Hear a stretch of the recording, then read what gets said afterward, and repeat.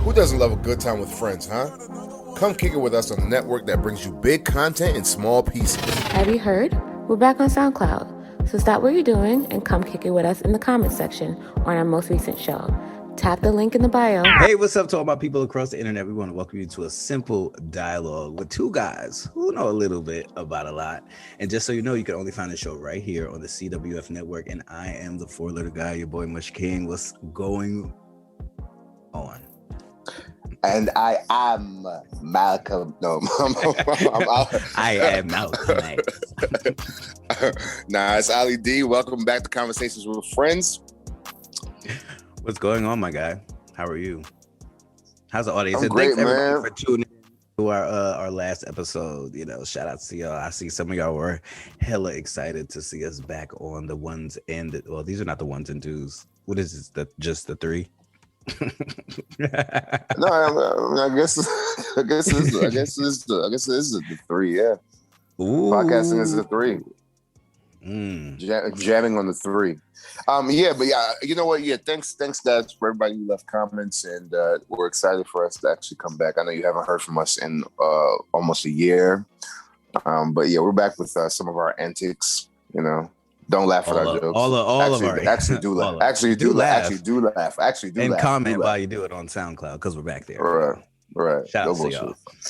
Anywho, what's good? What's up, man? It's been a week. It's been a week since our last conversation. It's a great week, man. It's been a great week. Real productive. I kind of got into a little funk earlier this week because I was trying to get some things accomplished. I just felt discouraged. Are we talking about like I forgot deodorant type of funk, or like 2 days without shower and working from home type of funk? Ooh. Who does that? I'm just trying to gauge 2 days without showering. I'm just trying to gauge your funk. How deep? It didn't last too long. I was I had to remind myself that everything happens in due time. You can't really force the process. Whatever's for you is for you. You know what I mean? I have one more. But a great prophet. A great prophet once said, "Last night I took an L, but tonight I bounced back." You know what? Confucius couldn't have said it better. Shit. You gotta put Sean up there with Machiavelli and all them niggas, all right? There's Nietzsche, Machiavelli, Sean Biggest. Sean the biggest. Yeah, but overall, the week has been productive and positive, and I'm looking forward to the weekend. My daughter's birthday is next week, so I just bought her. We're getting old. We are getting old. I mean, this is what it is. I mean, but I bought her her present. I'm just like, damn, man, these fucking presents just keep getting more and more expensive. And, the crazy thing is that now I understand why parents used to get so pissed off. Where does all my paycheck go? Well, my paycheck goes to me, but my paycheck goes to me. Let's not get it fucked up now. Ooh, my bad, money bucks. My bad. Big money. Let's not get it fucked up. Let's not get it fucked up. But because you are the child of someone who likes to spend, you reap the rewards as well. Listen, I come from that, so I know it all too well. Okay. Yeah, but I understand why parents used to be so pissed off. Like, bought you this goddamn thing, now you don't even play with it. You know what I mean? But the funny thing is, I'll tell her like, yo, I'm gonna sell this car or this doll, and she'll like throw a fit because she don't want nobody else to have it. But I am gonna sell that shit though. Yeah, separation as a kid when you start like aging out of toys, but you don't want to get rid of it yet because you don't want to let go of it, like your little kidness. You start moving to that 10, 11, 12-ish range. Then you turn 13 and become a savage. I know. I have a 9-year-old. That's so nuts to me. That's so crazy. I look back on. I know people who have. I know a girl who I went to high school with. She was the first girl I knew who had a child at a extremely young age. She had a kid when she was 11. Yikes! So right, her kid is 25 years old. She got a 25-year-old kid at this point. 25-year-old daughter. I have friends 11 years younger than me. Can you believe it? Like calling you up, like, what you doing? You trying to go to brunch? Yeah. Trying to go to brunch, mom. Call Keisha. You know what's so funny about thinking back about how we were in college. I think that these kids they certainly didn't have the same experience that we have, but some things that I am envious of that they have at their disposal, like Cash App or Ubers, Lyfts. Like, you know how many fucking scenarios I could have kept myself out of, like if I could just say, let me just call up fucking Lyft. Let me just hit up the app and get on Lyft. Or fucking, mom, send my money to just Cash App me the bread instead of me having to march all the way down to fucking Western Union. The Mac machine. It wasn't even an ATM. It was a Mac machine. The Mac machine. You had to have that bank to use that shit. You'd be like, yo, I need some cash or our Western Union right now. And that was like cutting edge technology. You fuck out of here. They over here talking cutting edge, and they robbed you fucking $50 to send 25. Like, right. What? No bullshit. No bullshit. That shit don't even make sense. No bullshit. And Western Union is still going strong though. But those kids, but look back on the shit, like some of the shit that we were doing some dumb shit as fucking kids. Even with the way that they dress, you can actually get the popular styles for cheaper prices. We actually had to buy the same shit. Fucking $56-$60 for a fucking Rockaware t-shirt. What the fuck was that? And as soon as you watch the shit, the Rockaware, the R will be all wrinkled and like dented up around the edges and shit. Oh my God. Now these motherfuckers be going vintage shopping and they're having like t-shirts from 1960 with an 8-up collar and be like, that's so dope, bro. Right. No, dirty dope, sneakers. Like, we would never wear dirty sneakers. Drip or die. $1,000 jeans, $1,000 Evisu jeans with a $5 t-shirt. Where are we going? You mean them jeans with the crystals on the back that all the dope boys used to wear? I'm dope boy. Nah, they was a little too bright for my loud personality. I stuck with the more neon color palette, like the loud, flashy diamond shit. Sandblasted. Yeah. I already have moved past that. Once I had fucking glued them rhinestones to the side of my jeans, like I was Usher and You Don't Have to Call video. Like I left the bling alone. Y'all can have that. Late as usual. I had those jeans. I had those were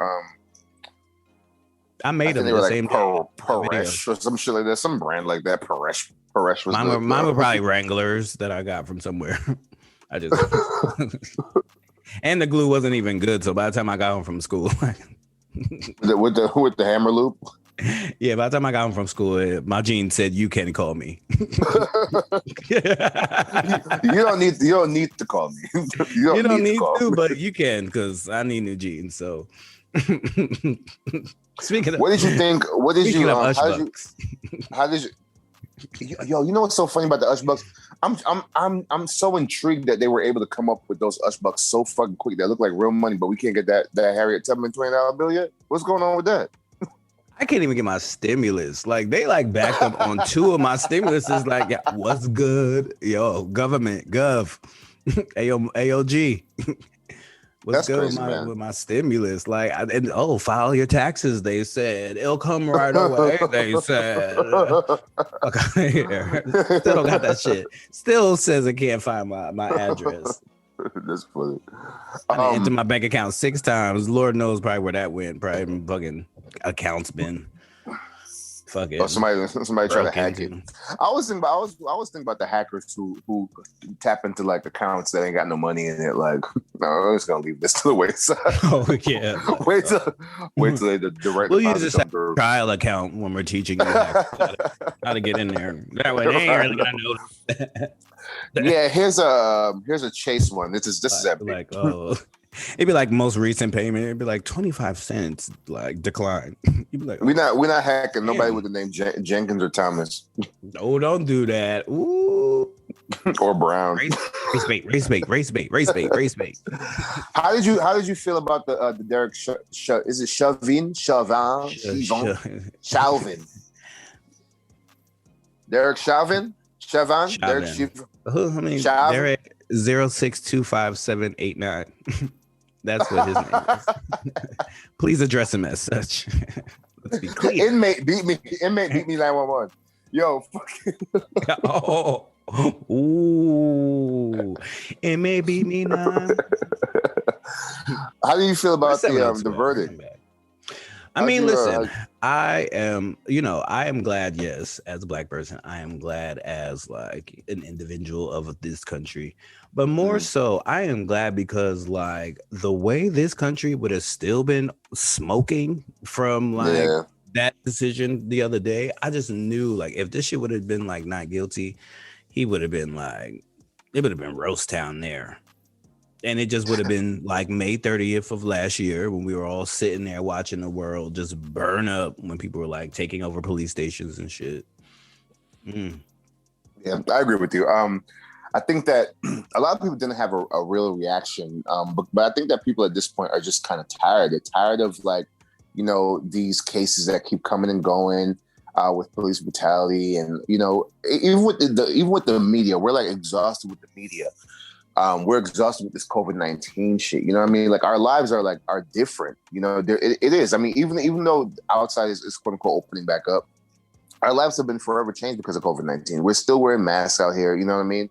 Now we have the ones who are anti-vaxxers versus the ones who are vaxxers. So I think that, you know, with that verdict, we were ecstatic because we were like, wow, like justice has finally been served for a police officer. But two, you know, we wouldn't have been surprised if it came back not good. We wouldn't have been surprised, you know. But I think that now people are starting to realize, and that this is happening in the country. It's really happening. This happens all the time. We're not making this shit up. We're not mad for no uncertain reason, you know. You fucking sing fucking that. We're not aggressive, like just out of nowhere. Right. Derrick Chauvin is guilty. Just send him right to the trying to charge him, but he is guilty. You think R. Kelly's making is planning the fucking talent show in prison? Oh, you know it. And because I mean, Russell's zooming in over from Dubai. You know, planning it out for them. Like, hey, y'all, just want to give y'all some tips in case y'all needed it in there. But I'll be over here in case y'all need me. We haven't heard a lot from Bill Cosby either. They put away a lot of motherfuckers in the past few years, didn't they? Shit. Yeah, we ain't. You know, but Bill's he tutoring people. Leave him alone. Let him be. He getting the next comedian ready. I bet you, like, someone in 10 years will come out and they're gonna be the next Bill Cosby. Because he probably listen. There's a lot of what I do know is that from being in barbershops all my life, what I do know is that ex-cons are talented. Black people are talented. We're talented people. We're funny. We know how to sing. We know how to fucking rap. We know how to write poetry, fucking write books, et cetera, et cetera, et cetera. And we just need a chance to actually just shine. You know what I mean? So I'm sure that that R. Kelly is in fact actually planning some sort of talent show and putting shit together in prison while he, you know, bides his time or whatever you want to say. What's crazy to me is that girl, what's her name, Azriel Clary. I'm surprised that she's still in the news. My thing is this: her stupidity is astounding. And I'm not sure if she's trying to like capitalize melded. Like we about to have a vocabulary word every week. Like, all the vocabulary words you see, circle them below. Yeah, melded from last week. Astounded. Is she trying to capitalize on this to become a star, or what is it? Because you will be forever known as the girl who was held captive living in fucking Trump Towers and got evicted. No. And yelled at Gail. Yelled at Gail King, got mad sassy on the interview. But not even that. Like, it's just like you really sat up here for weeks telling us, like, I'm good. Like, no one has me here. Like, fuck y'all. Right. I love Robert. Robert does everything for me. I mean, and her fucking antics just seem like they come from fucking R. Kelly. And look at all the antics like all the stunts within like music he did, like from that Trapped in the Closet shit to just like fucking like I Can't Sleep, like that whole fucking video of that fucking shit. Like he's just always been like with the dramatic ass soap like shit. Yeah, So it's not surprising he her has. being brainwashed for so many years, her coming out and then, you know, being unbrainwashed now. Now she's just like, you know, let me capitalize off this shit because like I'm entertaining. She knows that. She watched that interview back and was like, oh shit. Yo, she watched it back with that cool cousin, was like, yo, you was wilding when fucking Robert had you. She was like, oh my God, I know. Let's watch the video. I was smoking. Let's watch it. That's like roasted together. Like, look at me. I didn't even believe that shit I just said right there. That girl dumb. And they like, but people just gonna that's wild because you know that's just what we do in America. We just love to eat up the mess. Eat that slop over there. We love to eat up the mess. And the thing is, like, now that everyone has a platform, people have always haven't had an opinion. But you know, back in the day, you would keep that at the water cooler and discuss it at the kitchen table. Then you had the influence from media. Now you have the influence from social media, where you can literally hop on any sort of a platform that you want to: YouTube, Twitter, Instagram. Leave a comment, and you don't have to show your face. You know, you don't have to be scrutinized publicly. You know, you can argue back and forth. And I know people who literally do this all day. They go back and forth with people on the internet about I never like, like those arguments in the shade room comments. I just be like, bro, why do you have time to do that? Like, Yo, why do you have time when I was listening to I was listening to the fucking to the Kevin Samuel shit with Joe, and I was cringing. I was cringing because it's so crazy that there's still men out there who think like that. You know what I mean? And don't get me wrong. You know, you and I, we do have our misogynistic jokes and our misogynistic moments, but we grew up with Black moms, and you know, we have cousins, and we have, you know, women in our lives who are like, yo, nigga, that's not the way it worked. You know what I mean? That's not how it works. But you want to talk down and lambast these Black women because you feel as though this is what happened. He was like putting out like facts. Circle. He was putting out like historical facts. This is why, because the government took the Black man out of the home. Sir. And Carac was the leading cause. It's 2021. It's 2021. Stop trying to take us back to 1965. He said something. He was like, you know, he was like, back in the day, 50 years ago, we had our own community. He's like, we were poor, but we had churches and we had our own buses. Sir, when did we ever have our own fucking buses, nigga? Tell me we was which trying line. to cross Selma. It wasn't Peter Pan, motherfucker. What are you talking about? Chitlin Circuit tour buses. But we have people in the community who feed into that shit. And that's why, like, I had to learn to stop arguing with the hotels, because I'm like, yo, y'all niggas don't make no sense. I can contradict you at every single turn. You have some good points, yes. But stop trying to take us back to fucking 1955 when we were like, when you can beat your woman in the street. You know what I mean? It don't work like that no more. Yo, your woman who's really boss. Right. A real man knows how to stand up to his woman. She ain't never talked to me like that. All right, Mush, I gotta go. First of all, wait, before you go, let me just say one thing. I get that, like, Google, like, you know, they always try to show love Black folks. Like, they just had Luther up there the other day, you know, the king of R&B. They had him up there, like, for his tribute for his 70th birthday. But I was trying to Google something today because I needed, like, images for something that I was doing. So I had Google, like, Black TV siblings. Why the fucking Olsen twins came up first? I know they dark, but damn, not in that way. Like, they were the first thing that pop up. I'm like, Google, you are the leading thing on this. You can show me a blender that I thought about that I didn't even type into nowhere, but you can't even show me Black siblings first. You show me Mary Kate and Ashley and their fucking stunken eyes. All right. You know, emaciated cheekbones. Who's your legend? Who's your legend of the week? Who's my legend of the week? You know what? My legend of the week is Chris Brown. There's been a debate about who's the king of R&B for the current times. They said it was Jermaine Dupri. Basically said he tried to say it was Bobby Brown, but Bobby Brown had one hit album, maybe in '88, my G. But Chris Brown, listen, the man can dance and can sing, and he puts out a project probably every 6 months. You know, I will say that he's the only person that's out there minding his fucking business while all them other niggas are, you know, going on fucking OnlyFans, Trey Songz, scamming strippers out of their bread. Some nasty hate that dripped off of that. Came through dripping. Yeah. Came through dripping. Drip.